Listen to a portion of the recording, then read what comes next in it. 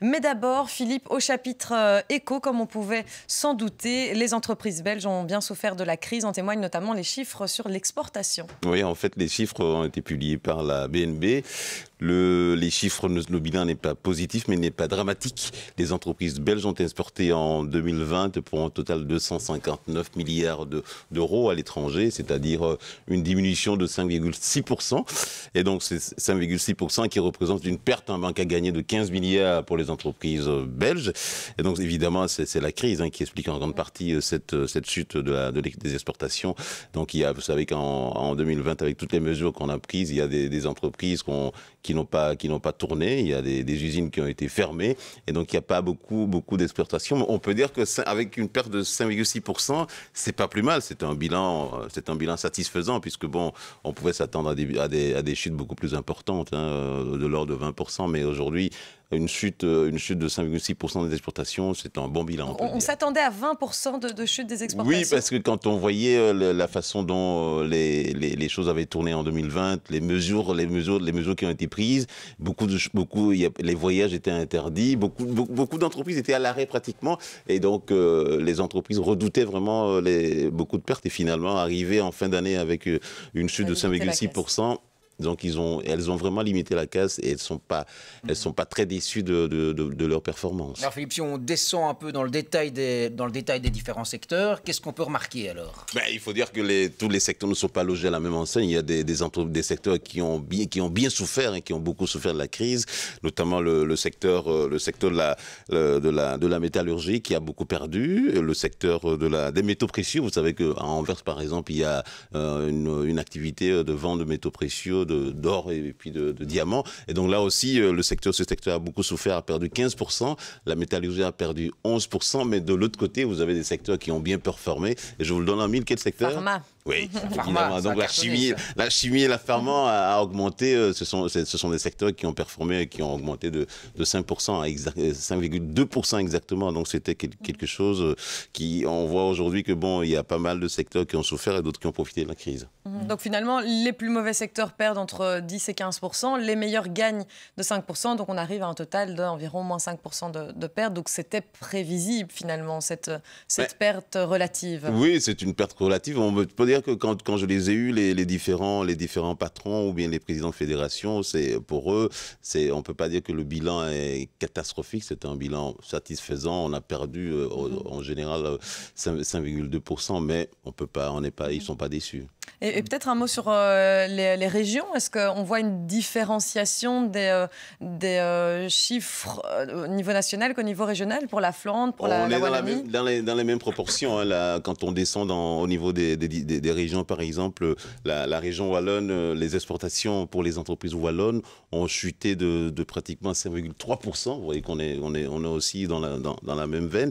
Donc les entreprises wallonnes ont exporté pour 47,3 milliards d'euros à l'étranger en 2020, ce qui fait cette diminution de 5,3%. En région flamande, elles ont exporté pour plus de 200 milliards, 209 milliards. C'est le quadruple, c'est 4 fois plus en région oui, flamande. Mais vous savez que l'activité économique en Flandre, c'est beaucoup plus important. Donc c'est plus de 200 milliards, 204 milliards, avec une chute de 5,7%. Donc là aussi, c'est toujours dans la même veine au niveau national. Et donc là-bas aussi, on a vu que les disparités, c'est pratiquement la même chose au niveau des secteurs. Donc vous avez, quand vous faites la différence, vous avez pratiquement 7 milliards pour la région bruxelloise. Donc on est toujours dans la diminution est pratiquement la même chose pour les entreprises au niveau régional. Ouais, et les tendances pour 2021, Philippe, c'est quoi? Mais on ne connaît pas encore les chiffres, mais ce qu'on sait, c'est que les prévisions donnent en fait une reprise de l'activité économique au niveau international. Donc forcément, ça va avoir un impact positif pour les entreprises wallonnes, les entreprises belges. Et donc on attend à ce que les carnets de commandes soient relativement remplis pendant cette année 2021. Et les patrons sont optimistes. On en parlera avec Philippe Ledan dans l'Instant Éco à 8h45, de la progression du PIB, notamment américain. Alors il y a une légère progression du PIB belge, mais on est à 0,6%, donc c'est vraiment pas encore de quoi en parler véritablement. Ouais, tout à fait, oui. Mais est-ce que les entreprises belges craignent quelque part la relance américaine, ou ça va leur permettre justement de relancer relancer elles aussi leurs exportations. Ah oui, ça va leur permettre de relancer leurs exportations, d'autant plus qu'à l'étranger, à l'international, quand on prend la grande exportation, les États-Unis sont le premier pays d'exportation des entreprises belges.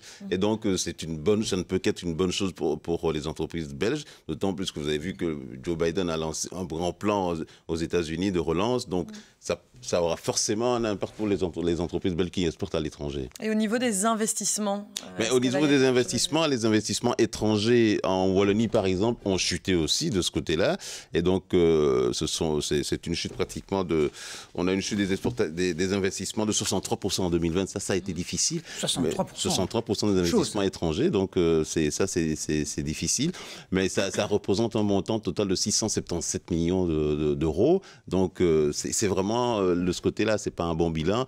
Et ces investissements, même s'ils ont chuté, ils devraient entraîner la création de près de 1800 emplois dans les 3-4 années à venir. Bon, je vais terminer par une question piège. Peut-être que vous n'avez pas la réponse, mais je me demandais, est-ce qu'on a une notion, une idée du taux d'exportation belge parmi les entreprises? En fait, combien de pourcents d'entreprises belges exportent à l'étranger? Parce que quand on parle d'une perte de 15 milliards, on a envie de savoir pour combien d'entreprises, en fait. Mais au niveau belge, pratiquement, on a un petit marché en Belgique. Donc les entreprises sont obligées forcément d'exporter. Tout le monde exporte. Oui, tout le monde exporte. Et d'autant plus que il y a aussi une sensibilisation à ce que les entreprises fassent la grande exportation. Parce qu'en fait, elles ont toujours tendance à rester dans des pays européens.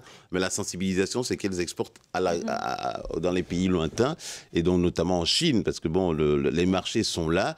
Les États-Unis et puis l'Amérique latine. Donc c'est évidemment la sensibilisation des différents acteurs pour que les entreprises exportent beaucoup à l'étranger, à la grande exportation, de sortir des territoires européens pour pouvoir aller à la grande exportation. Bon, on rappelle que l'import reste quand même toujours plus important que l'export, mais bon voilà, on essaye de faire un petit bout de chemin. La balance commerciale, oui. Une dernière chose, Philippe, au vu des chiffres que vous nous avez étayés, donc on rappelle ces 15 milliards de pertes en termes d'exportation, est-ce que ça va avoir un effet pérenne sur la relance économique ou d'après vous c'est quelque chose qu'on pourra rattraper en 1 an, en 2 ans? Non, on ne rattrapera pas. Mais ici, à partir du moment où les prévisions sont relativement bonnes pour 2021, on commencera à rattraper un peu cette perte-là. Mais tout d'un seul coup, à mon avis, il faudra encore attendre 1 an, 2 ans pour rattraper cette perte. Mais on compte sur la vigueur des entreprises, parce que la reprise, elle est là. Et donc, quand elle sera là, on voit déjà maintenant, on voit une petite reprise. Mais pour 2021, les entreprises sont optimistes. Et donc, avec les plans de relance qui sont l'injection de l'argent public dans l'économie, les entreprises vont pouvoir refonctionner comme avant. Merci beaucoup Philippe Lawson. On rappelle qu'on n'a pas encore véritablement de plan de relance en Belgique, mais bon, il est en phase de finalisation. Merci. C'est aujourd'hui qu'il doit arriver à la Commission européenne. Exactement. 12 États devaient rendre leur plan de relance cette semaine, parce qu'on rappelle qu'on espère recevoir l'argent, disons, dès cet été. Ce n'est pas encore chose faite. Merci à vous Philippe.